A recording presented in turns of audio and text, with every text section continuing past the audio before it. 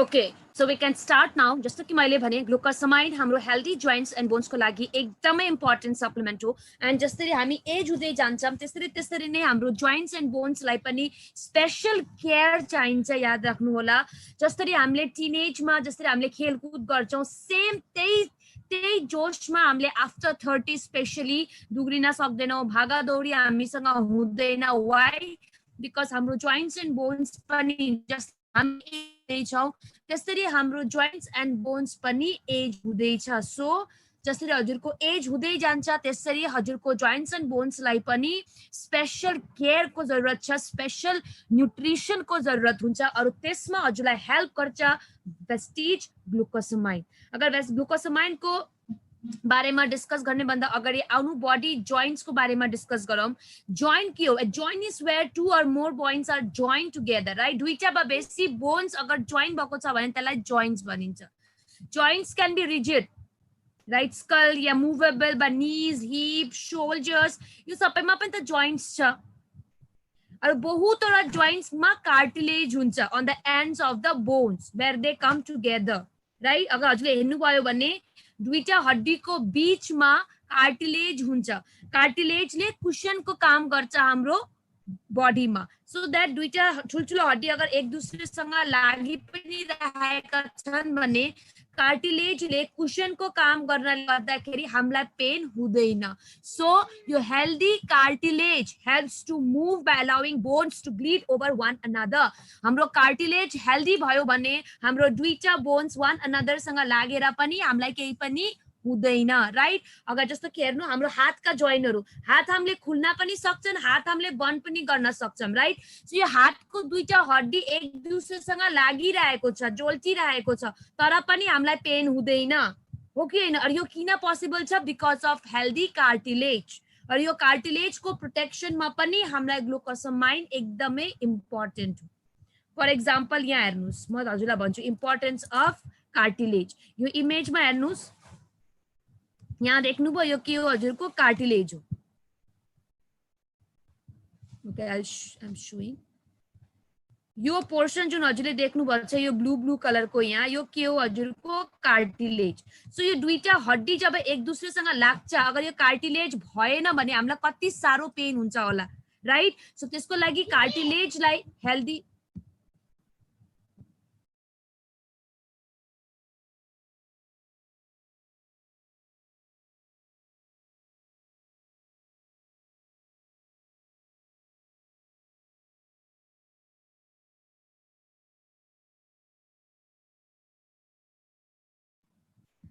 Right. So कार्टिलेजले के गर्छ? दुईटा हड्डीको बीचमा कुशनको काम गर्छ. सो द्याट अगर हाम्रो हड्डी एक दुसरेसँग रब पनि भइरहेको छ भने हामीलाई पेन हुँदैन. कार्टिलेजले बोन्सलाई प्रोटेक्ट गर्छ from rubbing against each other. So आफ्नो जोइन्ट्सलाई हेल्दी राख्नु भएको छ भने running, walking, jumping, playing, sports, कुनै पनि चिज गर्नको लागि हजुरलाई बेसी टेन्सन हुँदैन. विदाउट एनी पेन हजुरले गर्न सक्नुहुन्छ. तर जोइन्ट्स एन्ड बोन्सलाई हेल्दी राख्नको लागि हमेशा याद राख्नु फिजिकल एक्टिभिटी, ब्यालेन्स डायट, यो सबै पनि एकदमै बेसी इम्पोर्टेन्ट हो. प्लेन्टी अफ स्लिप र खेलकुद गर्दाखेरि इन्जुरिजहरू यो सबै जति हुन्छ हजुरले के गर्न पर्छ? Avoid. Joint disease, arthritis. Arthritis मतलब के हो? Any disorder that affects the joint. Arthritis मतलब हाम्रो joints मा हुने कुनै पनि तरिकाको disorders. अर्थराइटिस हजुरको ओल्डर पिपललाई मात्रै हैन, बुजुर्गहरूलाई मात्रै हैन, यङ पिपललाई पनि इफेक्ट गर्छ र त्यहाँ डिफरेन्ट फर्म्स अफ अर्थराइटिस छ. सो यो अर्थराइटिस अगर यङ पिपललाई पनि हुन्छ भने आफै सोच्नुहोस् हाम्रो जोइन्ट हेल्थलाई कति स्पेशल केयर हामीले अहिलेदेखि दिनुपर्छ. बिकज अर्थराइटिस ओल्ड पिपललाई त हुन्छै हुन्छ, त्यसको साथ याद राख्नु होला जोइन्ट न्यू पिपललाई पनि अर्थराइटिस यानी कि यङ पिपललाई पनि अर्थराइटिस हुने चान्सेस हाई हुन्छ. सो त्यसको लागि यङ एजबाट नै आफ्नो जोइन्ट्स एन्ड बोन्सलाई हेल्दी राख्नु. ऑस्टियोआर्थराइटिस एउटा कमन टाइप अफ अर्थराइटिस हो, स्पेशली हुन्छ हजुरको ओल्डर पिपलमा. त्यहाँ के हुन्छ? हाम्रो कार्टिलेज हुन्छ, हाम्रो कार्टिलेजको सर्फेस जुन छ त्यो जोइन्ट ब्रेक हुन्छ, राइट? बिकज आफै सोच्नुहोस् अगर राइट, आफै सोच्नुहोस् अगर हाम्रो दुईटा हड्डी यत्रो सालसम्म एक दुसरेसँग रगडिरहेको छ भने अभियसली कार्टिलेज पनि ब्रेक हुन्छ। और जस्तो जस्तै हाम्रो एज हुँदै गर्छ त्यसरी त्यसरी हाम्रो बडीमा cheap quality of cartilage produce हुन्छ। सो अगर नराम्रो कार्टिलेज प्रड्युस भइरहेको छ भने याद राख्नुहोस् हाम्रो हड्डीमा पनि कुशनको काम गर्दैन। और अस्टियोआर्थराइटिस स्पेशली हुन्छ हजुरको ओल्डर पिपलमा। सो अगर ओल्डर पिपलमा हुने रिस्क यति नै हाई छ भने हामीलाई अहिलेदेखि आफ्नो जोइन्ट हेल्थको एकदमै बेसी केयर गर्नुपर्छ। कार्टिलेज अगर इफेक्ट भयो, कार्टिलेज भनेको यो दुईटा हड्डीको बीचमा हुने लाई भन्छ कार्टिलेज, दुईटा हड्डीलाई कुशनको काम गर्छ।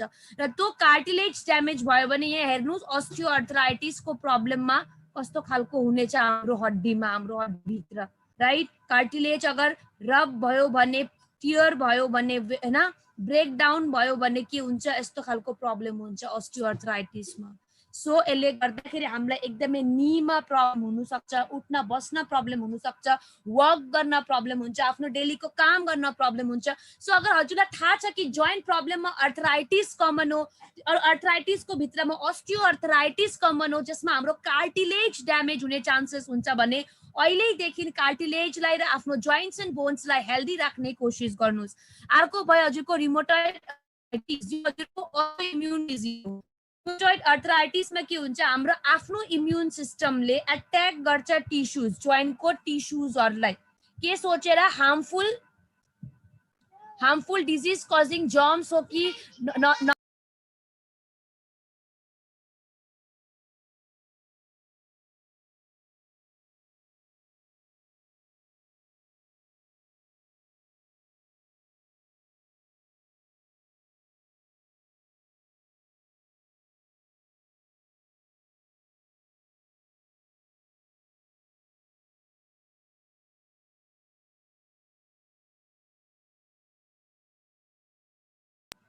ओके, आइएम एक्सट्रिमली सरी, अलिकति नेटवर्कले गर्दाखेरि प्रब्लम भइरहेको थियो। सो रिमोटोइड अर्थराइटिस के हो, अटो इम्युन डिसअर्डर हो। मतलब हाम्रो इम्युन सिस्टमले हाम्रै जोइन्टलाई अट्याक गर्छ यो सोचेर कि कहीं यिनीहरू डिजिज कजिङ जर्म्स त होइन, यिनीहरू हाम्रो बडीको लागि हार्मफुल त होइन, राइट। सो रिमोटोइड अर्थराइटिस मतलब हाम्रै इम्युन सिस्टमले हेल्दी टिस्युजलाई नै एट्याक गर्ने। सो यो पनि हजुरले यहाँ देख्न सक्नुहुन्छ हेल्दी जोइन्ट्समा कस्तो हुन्छ र रिमोटोइड अर्थराइटिसमा के प्रब्लम हुन सक्छ भनेर, राइट। सो अगर कसैलाई रिमोटोइड अर्थराइटिसको प्रब्लम छ भने पेन, स्वेलिङ, हड्डीमा स्टिफनेस, हैन, जोइन्ट्सको फंक्सन अस्ते अस्ते गरेर लुज हुँदै जान्छ। So please be very careful. Joints and बोन्सलाई हल्कामा नलिनु। हाम्रो जुन हड्डी छ, हाम्रो जुन जोइन्ट्स छ त्यसलाई पनि उति नै स्पेशल केयर दिनुपर्छ जति हामीले आफ्नो हार्टलाई दिन्छौँ, जति हामीले आफ्नो डाइजेस्टिभ सिस्टमलाई दिन्छौँ, जति हामीले आफ्नो केयर स्किनलाई दिन्छौँ, हेयरलाई दिन्छौँ, त्यति नै केयर आफ्नो जोइन्ट्स एन्ड बोन्सलाई पनि अगर यङ एजदेखि दिन थाल्नुभयो भने फ्युचरमा गएर बहुतवटा प्रब्लम्सदेखि बच्न सक्नुहुन्छ। सोल्युसन जुन छ मेबी न्युट्रिसनको कमीले गर्दाखेरि पनि। सो त्यसमा हजुरले one of the best supplement consume गर्न सक्नुहुन्छ, त्यो हो वेस्टिज ग्लुकोसामाइन। वेस्टिज ग्लुकोसामाइनले 450 mg कन्ड्रोटिन पनि छ यसमा। Okay, Vestige glucosamine comprises of glucosamine 450 mg। So एउटा ग्लुकोसामाइनको क्याप्सुलमा कति हजुरले पाउनुहुन्छ, 450 mg ग्लुकोसामाइन हजुरले पाउँदै हुनुहुन्छ। ग्लुकोसामाइन हजुरको नेचुरल कम्पाउन्ड हो जुन हजुरको सेमी फ्लुइड हुन्छ र मेन बिल्डिङ ब्लक्स हो हजुरको जोइन्ट्सको लागि। जोइन्ट्स अगर हमको कुरा गऱ्यौँ भने लुब्रिकेसन चाहिँ एकदमै इम्पोर्टेन्ट हुन्छ। बिना लुब्रिकेसनको हाम्रो जोइन्ट्स हामीले हिलाउन पनि सक्दैनौँ, घुराउन पनि सक्दैनौँ, राइट। ग्लुकोसामाइन एउटा नेचुरल कम्पाउन्ड हो, एउटा मेन बिल्डिङ ब्लक हो, सेमी फ्लुइड हुन्छ लुब्रिकेसनको जस्तै, जसले हाम्रो जोइन्ट्सलाई लुब्रिकेट गर्न हेल्प गर्छ। यति मात्रै हैन, ग्लुकोसामाइन सबसे बेसी पाइन्छ कार्टिलेज र साइनोभियल फ्लुइडमा। हाम्रो बडीको एकदमै एसेन्शियल कम्पोनेन्ट हो फर लुब्रिकेसन, राइट हाम्रो जोइन्ट्स एन्ड बोन्सको पर्फर्मेन्सलाई रिस्टोर गर्न मेन्टेन गरेर राख्न उमर उमर जस्तो कि हाम्रो एज हुँदै जान्छ एज हुँदै गएपछि जसरी हाम्रो जोइन्ट्स एन्ड बोन्सको फङ्सन्स पनि कम हुँदै जान्छ राइट हो त्यसमा अगर हजुरले ग्लुकोसामाइन लिइराख्नु भएको छ भने हजुरको जोइन्ट पर्फर्मेन्सलाई हेल्दी र रिस्टोर गर्न हेल्प गर्छ मतलब एउटा एजको बाद जहाँ हामीलाई एकदमै बेसी हड्डीको प्रब्लम हुन्छ जोइन्ट्स एन्ड बोन्सको प्रब्लम हुन्छ त्यो प्रब्लमलाई कम गर्न हेल्प गर्छ हजुरको ग्लुकोसामाइनले सो ग्लुकोसामाइन लिनको लागि पनि एकदम यो नसोच्नुस् कि हजुरलाई मलाई त हड्डीको प्रब्लमै छैन मेरो त हड्डी दुख्दैन म त आज पनि काम गर्न सक्छु आज काम गर्न सक्नुहुन्छ तर भोलि के हुन्छ हामीलाई थाहा छैन राइट सो भोलिको लागि सोचेर पनि हजुरले आजैबाट ग्लुकोसामाइन कन्ज्युम गर्न सुरु गरिदिनुहोस् सो द्याट हजुरलाई पछि गएर कुनै पनि जोइन्ट्स एन्ड बोन्स वा अर्थराइटिस जस्तो प्रब्लम्स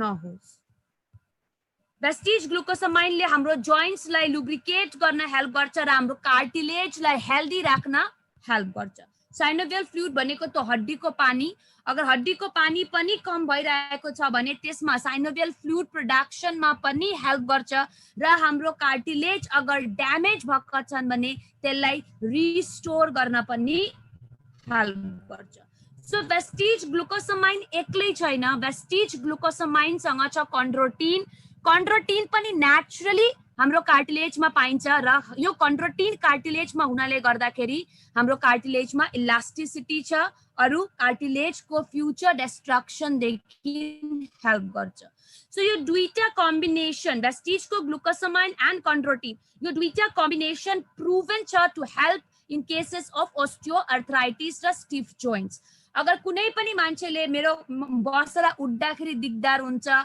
खुट्टा खोलेर बस्नुपर्छ खुट्टा मैले यसरी फोल्ड गरेर बस्न सक्दिन हो यस्तो अगर कम्प्लेन गरिरहेका छन् भने राइट यस्तो कम्प्लेन गरिरहेका छन् भने उहाँलाई हजुरले के दिन सक्नुहुन्छ वेस्टिज ग्लुकोसामाइन अरु ग्लुकोसामाइन र कन्ड्रोटिन एउटा प्रुभन स्टडीज छ यसमा जसले ओस्टियोआर्थराइटिस जुन हजुरको म्याक्सिमम ओल्ड एज पिपललाई हुने चान्सेस छ हो त्यो ओस्टियोआर्थराइटिसको केसेसदेखि पनि बचाउन हेल्प गरेको छ राइट हामीसँग प्रुभन स्टडीज छ सो ग्लुकोसामाइन हामीले लिने कसरी दिनको 2टा क्याप्सुल्स 2 बार दैट मीन्स दिनको 4वटा क्याप्सुल्स 2 गरेर दिनको 4वटा क्याप्सुल्स 2 गरेर दिनको 4वटा क्याप्सुल्स 2 गरेर खाना खाएको पछाडी दिनको 4वटा क्याप्सुल्स 2 गरेर खाना खाएको पछाडी एज लिमिट 12 वर्षदेखि माथि एज लिमिट 12 वर्षदेखि माथि याद राख्नुहोस् ग्लुकोसामाइनमा ग्लुकोज छ सो हामीले डायबिटिक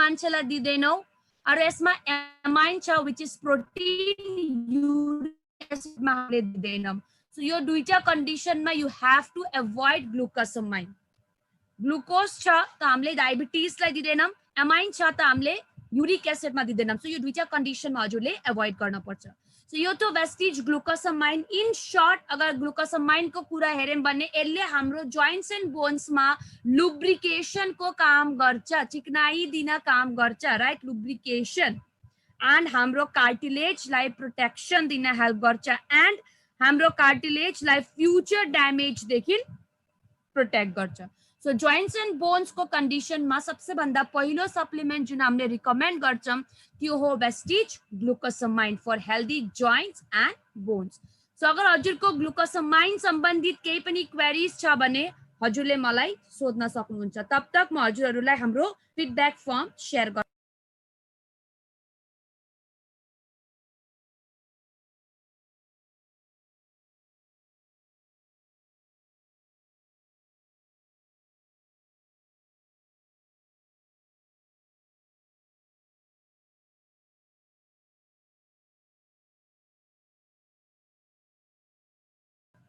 हजुरहरुको केही पनि क्वेशन्स छ भने हजुरले मलाई च्याट बक्समा सोध्न सक्नुहुन्छ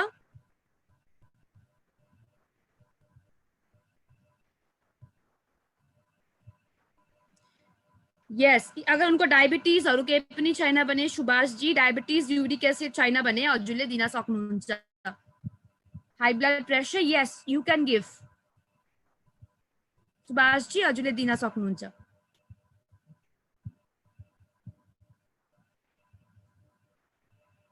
ओके, सो मैले हजुरहरूलाई आजको सेसनको लागि फिडब्याक फर्म सेयर गरिदिएको छु।